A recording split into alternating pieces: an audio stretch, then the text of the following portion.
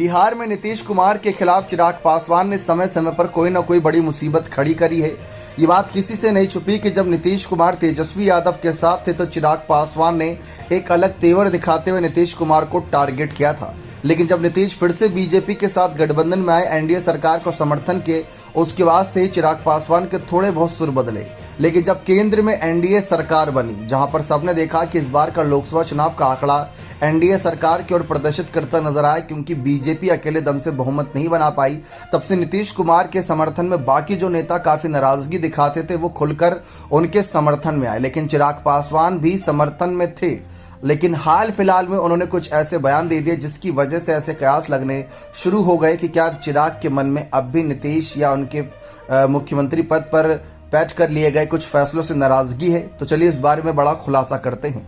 दरअसल केंद्रीय मंत्री और लोक जनशक्ति पार्टी रामविलास के नेता चिराग पासवान ने बिहार सरकार से अपराध और हाल ही में पुल ढहने की घटनाओं के मामले में सख्त कार्रवाई करके मिसाल कायम करने को कहा। उन्होंने कहा कि राज्य को विकास की सीढ़ी पर आगे बढ़ने के लिए एक विजन की जरूरत है।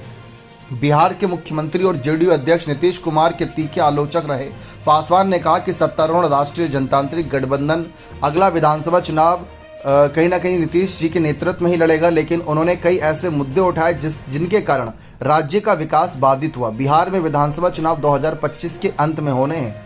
अब मीडिया से बातचीत में पासवान ने कहा कि बिहारी इतने आगे हैं तो बिहार इतना पीछे क्यों, हमें इस सवाल का जवाब तलाशने की ज़रूरत है। उन्होंने कहा कि किस तरह से राज्य के लोग अलग अलग क्षेत्रों में सरकारी नौकरियों से लेकर निजी क्षेत्रों में पलायन के बाद अच्छा प्रदर्शन कर रहे हैं। उन्होंने कहा कि समस्या यह है कि एक विजन होना चाहिए और उसे लागू किया जाना चाहिए। उन्होंने इस बात पर जोर दिया कि राज्य से पलायन को रोकने के लिए प्रयास किए जाने चाहिए। 23 जुलाई को केंद्रीय बजट पेश किए जाने से पहले पासवान ने कहा कि वे बिहार के लिए विशेष श्रेणी के दर्जे की मांग का समर्थन करते हैं। हालांकि उन्होंने कहा कि नीति आयोग की सिफारिशें मांग के स्वीकार करने के खिलाफ हैं और कहा कि राज्य को विशेष पैकेज जैसा विकल्प दिया जाना चाहिए। हाल के महीनों में बिहार में लगभग 15 पुल के ढहने के बारे में पूछे जाने पर जिसने विकास कार्यों की गुणवत्ता पर सवाल उठाए और राज्य को सोशल मीडिया पर चुटकुलों और मीम्स का केंद्र बना दिया। पासवान ने कहा कि यह गंभीर मुद्दा है। उन्होंने कहा कि निश्चित रूप से पता चलता है कि कहीं ना कहीं भ्रष्टाचार हुआ है, समझौते किए गए हैं। मैं इस राजनीति में नहीं पढ़ना चाहता।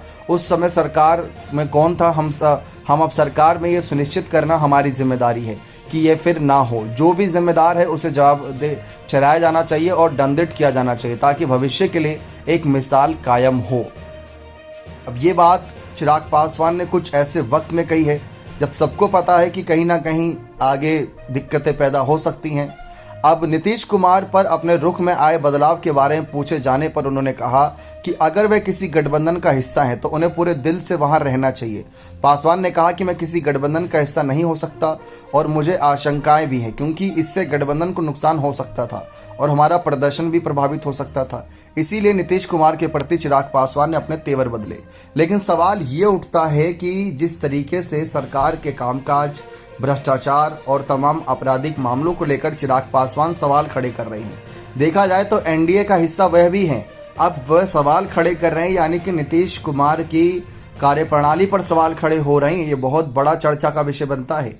अब देखते हैं आगे इस पर क्या कुछ कदम चिराग पासवान का रहता है कि क्या वह सिर्फ ये कहने वाली बातें रखते हैं या इसको सच भी साबित करके दिखाएंगे कि बिहारी अगर इतने आगे हैं तो बिहार आगे क्यों नहीं है। क्या लगता है आपको कि बिहार इतना आगे क्यों नहीं है, किसकी गलती है? अपनी राय कमेंट सेक्शन में अवश्य दीजिएगा। बहुत बहुत धन्यवाद।